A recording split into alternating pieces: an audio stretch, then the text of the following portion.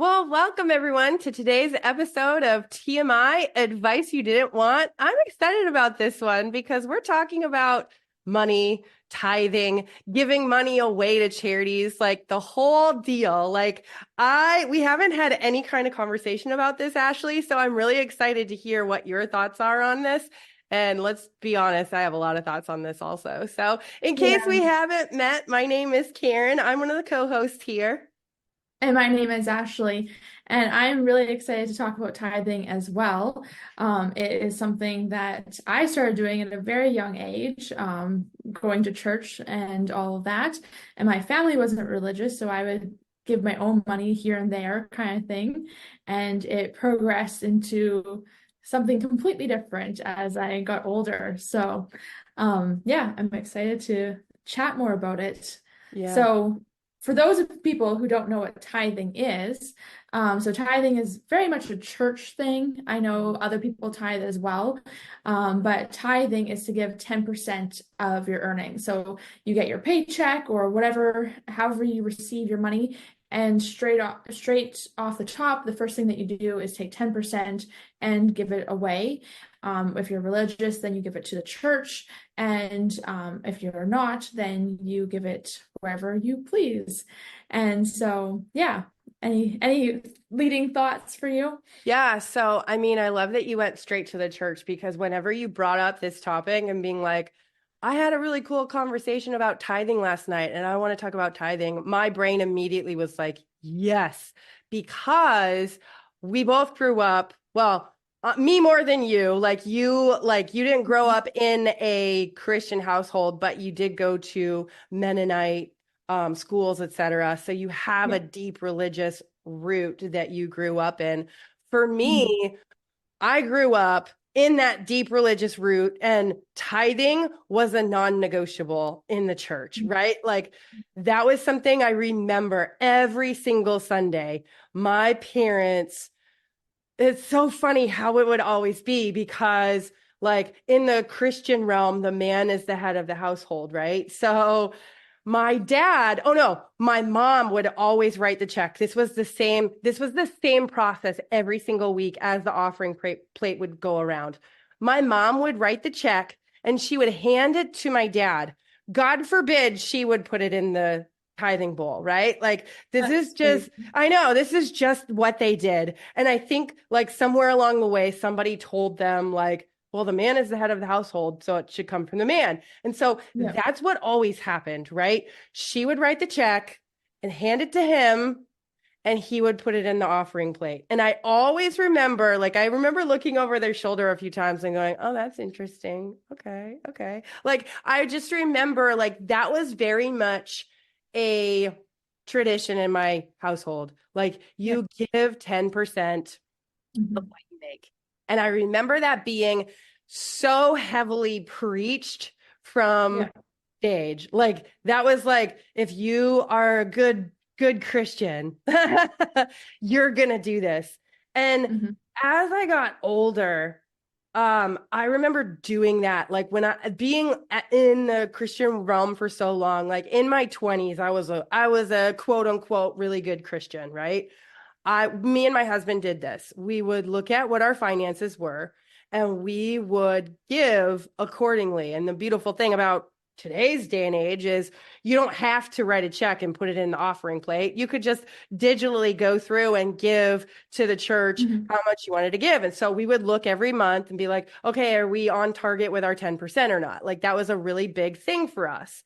Yeah. And looking back, this is what's so funny. Looking back, it was more of a duty than Mhm. a desire to Mhm. give. Like it was more like if you want to be a good Christian, this is your duty.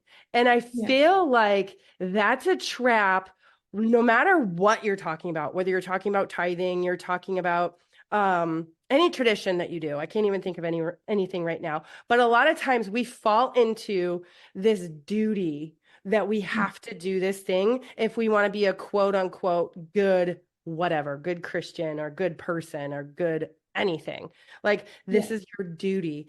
And I feel like when you do that, you step out of the frequency of what you should be feeling when you do stuff like that. And Yeah. I Holy feel cow, like, there's so many things I could talk about with what you just said. I know, because there's so much to unpack with this. Like there's so Oh, for much, sure. there's so much. So let's hear it. What do you got to Oh say? my God. Well, I'm like, I don't, which way do I go? I Well, know. first, so that is like the duty part of it is really interesting because people can twist that. And Yes. that's kind of like when I was in network marketing, in my first network marketing business, we were serving people by offering them an opportunity and helping them build and all this kind of stuff. And my upline, who had been in the business for like 25 plus years, she said, you don't have to tithe because we're tithing our time. And I was like, oh, that's an interesting idea. Mhm. Yeah. And it's just interesting how like there's so much stuff that can be twisted. And that's obviously a lot where my deconstruction came from too, is how the Bible and religion completely twist things. And the Bible is very clear. You give your first 10%, not, Mhm. oh, if you're acting in service to others, that counts. And so that's where duty, like when it's like when you're doing it from the wrong for the wrong reasons, that's when you twist and manipulate it so that you can 100%. have it work for you, kind of thing. Hmm. And so to kind of switch gears, my family, not religious at all. My grandmother got divorced, and with her second husband, they started going to a Catholic church. That's my understanding of it, at least. And so by that time, my dad was kind of out. I don't think he was raised Catholic at all. When we lived around them, we would go to the church with them because my mom believes that church is good principles. And even now with my kids, she thinks I should be taking them to church to learn those good principles. And she's not religious, never been a Christian. She went to a Catholic school she's never had any personal beliefs whatsoever. And so that's a whole nother conversation about For the sure. struggle of whether I do or don't take my kids to church. Hmm. But my parents give so much and they give their time and their money. And I don't think they've ever been like, oh, are we giving 10%? Hmm. But they have always sponsored orphans, or when they go to Cuba, they take a suitcase of clothes and they give money very, very generously when they travel. And my dad has a business, and so his business sponsors sports teams, it sponsors so many different things. And he probably gives way more than 10% through his business and all of that. And so they're still upholding that. And that's kind of why I wanted to have this conversation because so me, when I was married, I tithed out of obligation. And there was times where finances were tight and I would say, I don't think we should. And he was very, very religious. And so it was always like, no, we have to always give at least 10% Hmm. to the church, and it had to be to the church. So once I separated from him, I started finding organizations that I enjoyed. So I love Joyce Meyer, so I donated to her.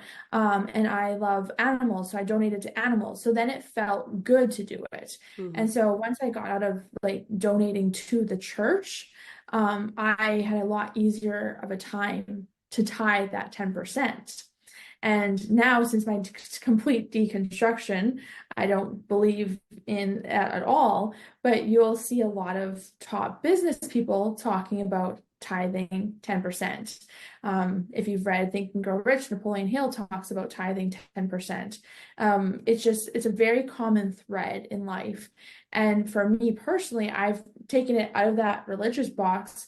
And I personally believe that tithing 10% is a wonderful, great thing to do from a completely non-religious place. And I have not tithed 10% for the last 5 years, probably. Um, I started doing it a little bit more around COVID because everyone was struggling so much. And then when I stopped with my last contract, my income was all over the place and it was just like too much to think about, and I just stopped. And So it's been a conversation that I've had with my now partner about how I want to start tithing 10%. He's never heard of it, never done it. The concept is foreign to him. Yeah. And it's like, oh my God, I work so hard for my money. I can't give 10% away. Right. When we are more financially stable, then we can. And Mhm. so that was the conversation that we had last night with a friend of ours, and the friend of ours is who brought it up. So, anyways, Mm. I'll let you talk now, and then we can dive in more. Yeah, I love that he had never heard of it before and that it was challenging for him because for Mhm, me, whenever something like that happens, I'm like, if I've never heard of it and it's challenging, I probably should just peek into it a little bit more and go, mhm, what's there though? Like, what would be the purpose of that? Because I love that you said, like, when you had your full deconstruction and you just walked away from the church and then you were like, I just want to give 10% to what I want to give to. That mhm, changes the game because now, ooh, I'm getting chills. Now mhm, you're giving to something that you feel good about instead of doing it out of that duty that I was talking about. Because when you give out of, I really want to see this organization or this charity or whatever you're giving to, I want to see them do something so amazing with my gift and feel like I'm a part of that. That's all mhm. we want as humans. We want to feel a part of something. And what Yeah, more beautiful way than to give something like money that a lot of us feel is very precious? Like a lot of people put a lot of stock into money and what it means, right? So to look at your money and go, oh, but what if I can give a piece of me? Because money is a frequency, money is an energy that you've created, right? So you're giving that piece of you and saying, I want to see you do something so cool with this.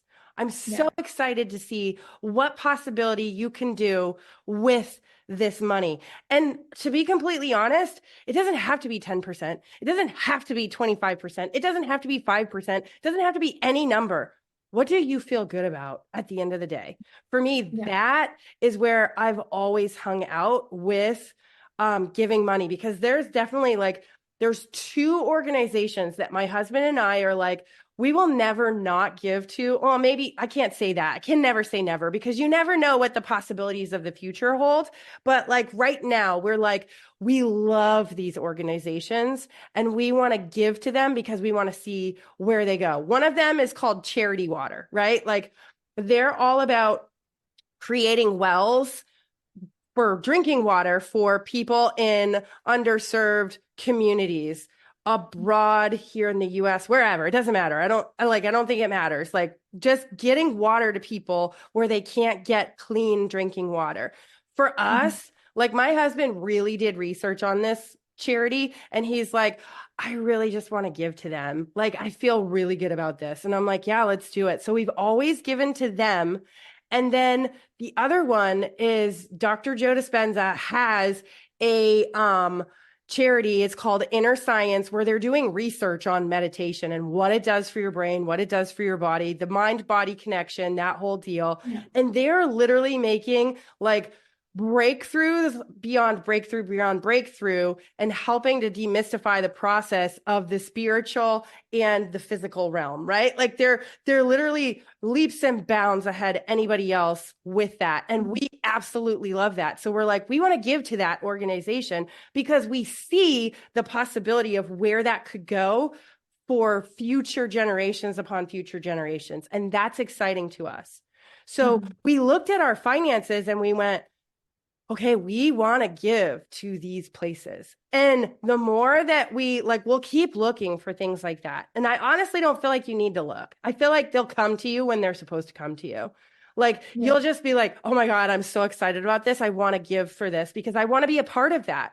Like that's what yeah, it comes down to. Like when you're giving that money, that piece of yourself to another organization, it's like, I just want to be a part of that. I want that to be part of my legacy.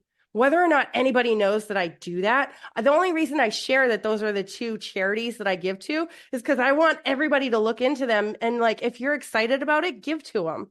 If you're not, mhm, don't. Like, for me, Yeah. it's not about being like, oh my God, I give to these charities. I'm so great. Like, it's more about like, I'm excited about that. And if you look at it and you get excited about it, give to them too. Like, there's something beautiful that happens when we give that piece of ourselves in a monetary way. There's Yeah. something that there's an energetic flow towards that thing that we want to give to. So it's beautiful. Mhm. Yeah, So, for sure. Well, it's kind of funny that you say that because it is not about recognition. And the one time one of the dog rescues was like, "Can we recognize you on our Facebook page for yeah, I like know. giving so much to our charity?" And I'm like, you can thank my dogs." So I Yeah. said, "They wanted a picture of me." And I was like, Oh, "No, you," put my or I pups. think they asked if they could use my profile picture. So I sent them a picture of my dogs. I said, "Don't thank me, thank them by name." So they didn't Yeah. include my name or tag me or anything like that. But yeah, it was just a cute way to not have it a recognition thing because Yeah. it was a rescue dog organization and all of my dogs are rescues. So yeah, Yeah. and that's the thing, like it's not about you. It's about it can be in the sense of the frequency, Mm-hmm. but it's not about like, oh, I'm so good because I do No. that. Yeah. But that's kind of the conversation we were having last night. So we went to a couple's house, and Derek was kind of talking to the dude, and I was talking to his wife. And so I wasn't really in the conversation. And then I overhear Derek being like, "Oh my gosh, like this is what Ashley says to me all the time." Yeah. And so this couple have a very successful business here locally, and it's fairly new to them. And he's like, honestly, we've started tithing in the last while, and our finances have never been better. Mm. And the amount that we give away now, like, would kill people. Like, he's like, Yeah. you would die if you knew what we were giving away. Mm. And he wasn't saying it to brag, he was saying Mm-mm. it because we've never been so comfortable financially, even after that money's gone. Mm. And so that's where Derek was like, "Oh, I just can't imagine like giving away that hard-earned money when I need it and I have things that I want." And that's when I was like, well, that's about scarcity. And it was Yeah. funny because me and the husband said it at the exact same time. And so it was like the more you're like, no, I can't, this is mine. The more you have less. You know, Yeah. when you open your hands up, you are opening them to give and to receive. And so I just like the 10% as like a baseline kind of Mm. thing. Like but obviously you can do anything you Whatever. want. But Yeah. for me, I prefer like 10% or more. Mm-hmm. And this kind of like the whole analogy of like, oh, when I, or not analogy, but the saying of when I have more, I'll give, I'll start giving. And it's like, well, then it's actually harder to give Mm-hmm. because if you can't give $10 off of your 100, imagine giving 10,000 off of your 100,000, you know, Mm-hmm. imagine giving 100,000 off your million. Like it Mm-hmm. doesn't get easier at all. Mm-mm. Um, so yeah, so that was the conversation we were having last night because I personally do believe that in giving that 10% and being consistent with it and doing it even when you feel like you can't, it's opening up that like vibrational frequency. And Mm. obviously you have to also match that. Like it's also going to be a learned skill. Like if I started tithing today, like Derek would be like, "Oh my God." He would, yeah, it would not be comfortable. Yeah. It would be like very much a scary thing for him, Mm. very much like I don't even know how to describe it, just so uncomfortable. And it would take time, you know, it would take time to trust the process. It would take time to match that frequency of okay, I'm giving that 10%. And like even for me right now, having not done it for 5 years, it's like, whoo, like that would be hard to give. And start doing it again because you do get into this like I have to keep everything mine Mm-hmm. kind of thing. Yeah. And so then when you start opening yourself up again, it frees you Yeah. and it takes time to get into that alignment. But once you do, It's so freeing, it's so powerful. And then you have things meeting you at that vibrational frequency that you can't experience at that lower level of Exactly. scarcity and this is mine, you can't have it kind of thing. Yeah. Yeah. I love everything that you just said. And the there's so many things like I'm in my brain going, oh my God, which way do I want to go with this? But the last thing that you were talking about with the whole trusting the process, Hmm. like, yes, Hmm. yes, trust the process. Like, if you're like, that scares the shit out of me, I don't really Yeah. know how to do that. Maybe you want to dip your toe in and see what happens. I feel like I did this whenever I left my full-time job with anesthesia. I was like, it's going to be scary because I don't know if I'm going to be able to work every week or not. I have no idea. Like, what Yeah. if the hospital doesn't need me? What if like they don't ever call me? Like there was so many what ifs, but I had to just jump into the unknown and see. I had Yeah. to play with it and go, Yeah. this is scary as fuck, but I'm going to see what happens. And the Hmm. beautiful thing is when you do that, you trust yourself, you trust the process. Like you said, things will open up that you couldn't Hmm. have even imagined. And I am Yeah. so grateful that over a year ago, I decided to trust the process and go, I don't know what's going to happen, but this feels good to just see what happened. Also, like I did the same thing a couple days ago. Like I left a business that I had poured over a year into. Like I Hmm. left. I just was like, this isn't for me anymore on so many levels. And I've known for a long time, but I was afraid and the Hmm. fear kept me stuck. And I can look at myself and I knew that that's what was happening, even in Yeah. it, 100% knew what that was happening. But I Yeah. was like, well, I can still do this. Like I can still make this work. And it was like the more I tried to force, the worse it got. And it was Hmm. like, I can't force this anymore. And so it's Yeah. the same thing with tithing. Like when you just go, okay, like I want to step out of that scarcity mindset and just step into the unknown. Wow. Like that is all I have to say. There is so much possibility that happens when you Hmm. step into the unknown and go, I don't know what's going to happen, but I'm excited to see what happens. Like it's a game at that point. Like I Yeah. walked away from this business that I poured over a year into. And I'm like, I don't know what I'm going to do. I literally am like, I have no freaking idea what I'm going to do next, but I'm Mhm. excited beyond belief about the possibilities.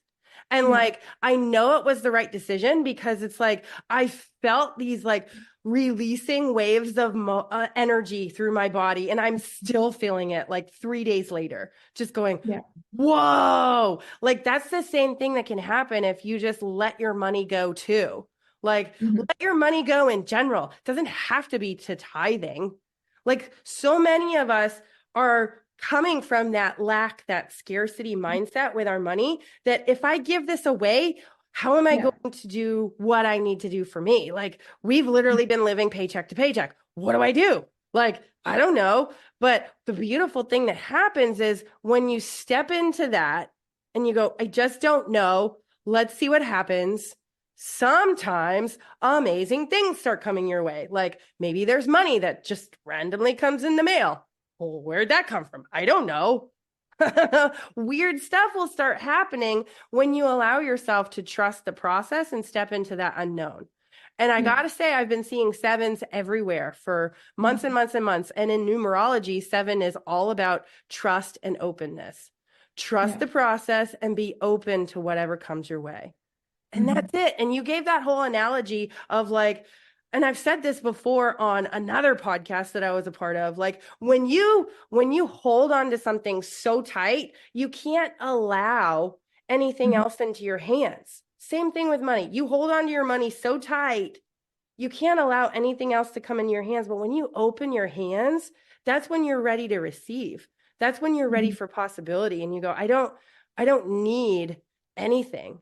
Like, Yeah. who knows what could happen? It's a beautiful, beautiful dance with reality, with 3D reality when you step into that trust and openness.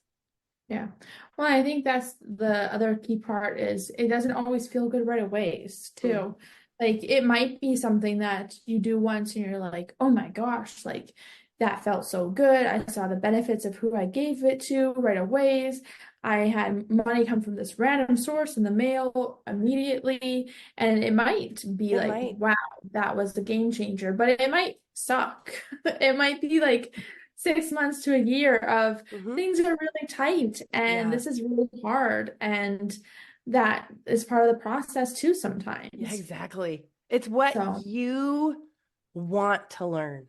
That's mhm, literally life is a reflection of what you want to step into and learn. That's what I've discovered. The more that I jump into this, I'm like, oh, that happened because I wanted to learn that on a deeper level.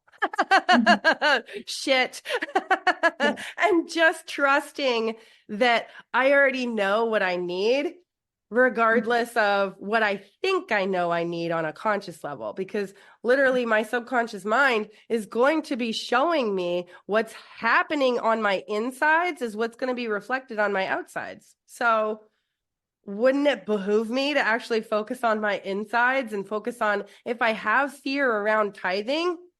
Well, let me dig into that a little bit more. What yeah, makes me so afraid to mhm, tithe? Like I was yeah, reading, I'm reading this book right now, and it's super friggin' fascinating. It's about the brain, right?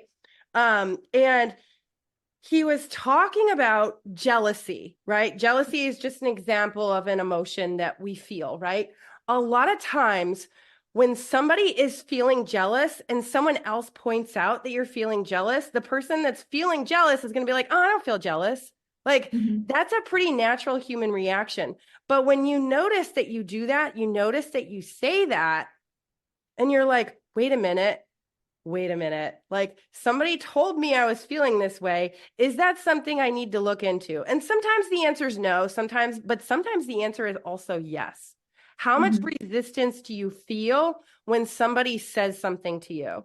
Because, like, yeah, you and I, Ashley, have said stuff to each other that we're like, okay, what you said just doesn't fully relate. And I'm okay with that. Like, I'm okay that that's in your perspective, but it just doesn't feel right. Well, when I know I need to look into something is when I feel a hard ass emotion against it. mhm, That's when yeah, I'm like, oh, fuck. And that's exactly what this guy was talking about. Like, he's like talking about like when somebody else points it out and you feel this hard ass emotion against it, probably should listen to the outside point of view that's saying, like, oh, you're feeling jealous right now. And it's like, no, I'm not. It's like, oh, okay. yeah, You might want to look at that. So it's the same thing when it comes to your money, your emotions around money too. Like dive into that and ask yourself, where's that coming from? And is this mhm, serving me? And that mhm. will open up so much possibility when you start jumping into that as well.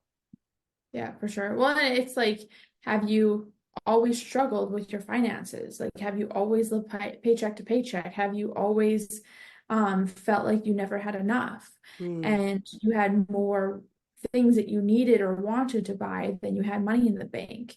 And so you couldn't possibly tithe, you know? It's mm, kind of like that's when you need to do it. yeah. Because it opens you up to a different way of thinking. And instead of being like I never have enough, it's I always have enough. And that's the same idea with like time. Like I deal a little bit more with time scarcity than I do with financial scarcity. Mm, And so then it's like, okay, like I can slow down mm, and I will feel like I have more time and I can cut things out of my life and it will give me way more time. mm. And Yeah. so it's like it's doing the things that you don't think you can do because of that scarcity mentality. And then once you do them, it opens up way more. And like I said, sometimes it's a really fast process and sometimes it's a slow process. Mm, For me, with time scarcity, I changed two things and it was like, holy, instant difference. Money's a little bit bigger, I think, of a issue because there's more society norms, there's more limiting beliefs around it. There's more programming from our parents and all of that. So there's a lot more that you have to combat. But definitely when you start looking at it with like an open hand of like what you give, you receive, and vice versa, it's definitely yeah, it definitely opens up that world of no longer having scarcity. Yeah. And I love this conversation so much because whether or not anyone thinks this is relatable, we literally go through this every single day. Every single decision of our life, we look at it through an abundance mentality or a scarcity mentality. So it could Mhm. be time, it could be money, it could be like experiences, it could be anything in your life. Are you looking Mhm. at your life through an abundance lens, or are you Mhm. looking at your life through that scarcity? Oh my God, I couldn't possibly do that. Mhm. And there's something beautiful that happens when you realize that you create the feeling inside of you first, regardless of what is happening outside of you.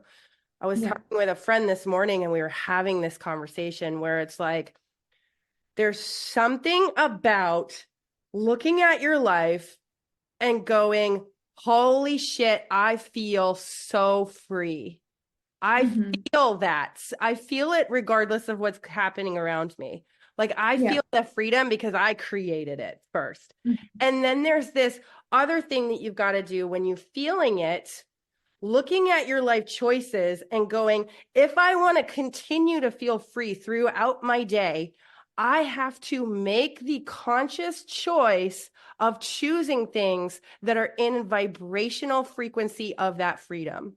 So if Yeah. I say I want freedom, but then I decide to do something that actually is the opposite of that, maybe I compromise on telling Mhm. somebody how I actually feel about somebody, that's not freeing. Like, Mhm. that's not freeing for me not to speak my truth. Yeah.